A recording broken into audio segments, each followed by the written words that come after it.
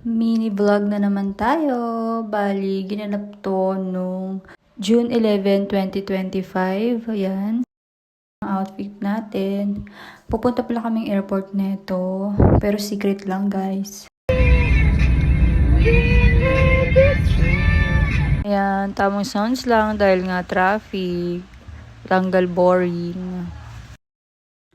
Yan, kaya siya secret kasi hindi alam nila mama at papa yung magulang nila na uuwi na siya. Uuwi siya galing Malaysia. Uuwi siya dito galing Malaysia. Kaya susunduin namin siya. Tapos, isusurprise namin sila. At ayan, nandito na nga kami sa airport. Bali, nasa gate 5 na pala siya. Actually, kanina pa siya. Siguro mga 20 minutes na siya naghihintay. Na traffic kasi kami, kaya kami na late.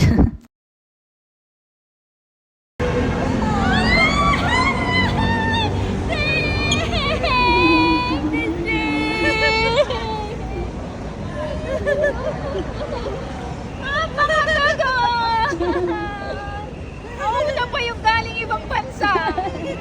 Ay na. Miss you, DJ.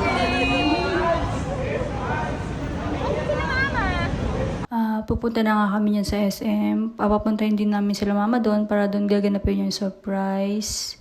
Bali magdi-dinner kami doon. May iiyak kaya or magugulat? Tingnan natin. Siya pala si Gretel, guys. Bunsong kapatid ng partner ko. Galing siya Malaysia. 1 year yung kontrata niya doon. Tapos ngayon, nag-sign siya ng panibagong kontra. Kaya siya umuwi dito.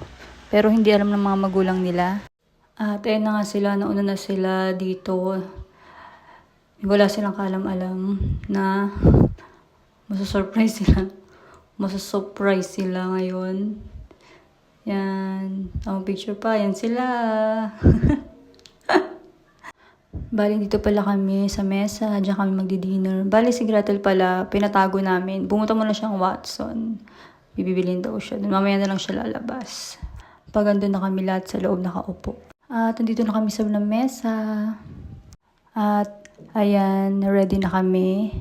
Nihintay na lang namin si Gretel pumasok niyan. Wala pa rin silang alam. At so wala ng surprise. Tignan natin kung maiiyak. Ma'am, ano po order nyo?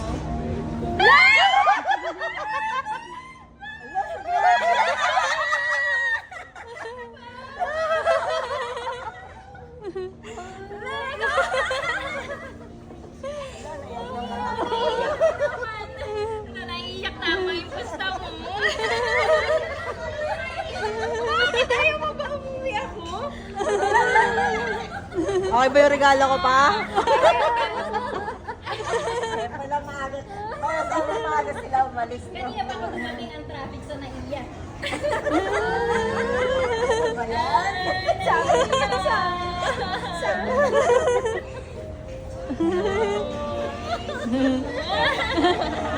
Bakit ka umiiyak?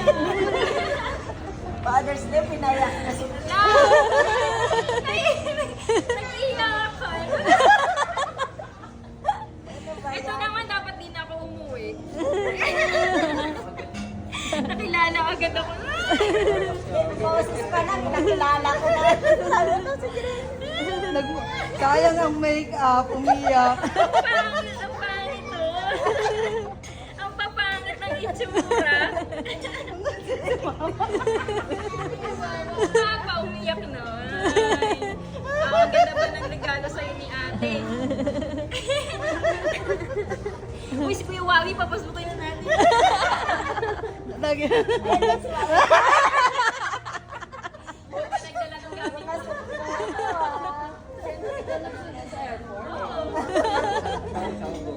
Hindi, surprise. At success ang surprise. Nayak sila, guys.